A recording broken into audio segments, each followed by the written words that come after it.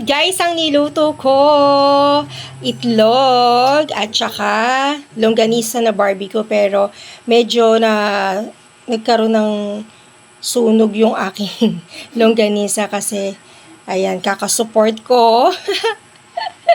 Medyo naging uling. Hindi naman gana, pero makakain pa rin yan guys. Okay pa rin yan. And then, ito yung ginawa kong pipino na meron siyang suka, paminta, konting asukal, asin, bawang. Nilagyan ko siya ng bawang, binudburan ko siya ng bawang, tsaka kamatis at sibuyas. Maganda yung may mga spices na ganito para mabuhay yung mga dugo natin, mga bara-bara dyan, di ba? Yung mga high blood at bumaba yung ating cholesterol. Yan po yun. So, hopefully, ma-maintain po namin yung ganitong paggawa na everyday may salad or may gulay na nakahain sa ating lamesa, guys. Alright, kain na tayo, kain na tayo!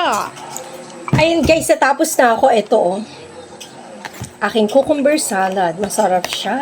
Dapat nga ito may sili pa eh. Pero kasi nilagyan ko na siya ng sibuyas tsaka bawang.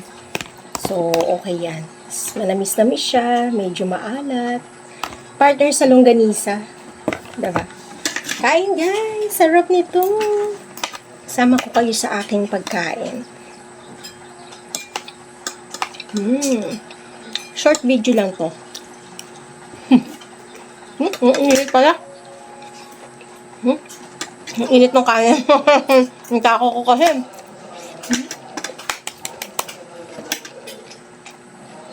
Ang sarap yung pagkakatimta ko.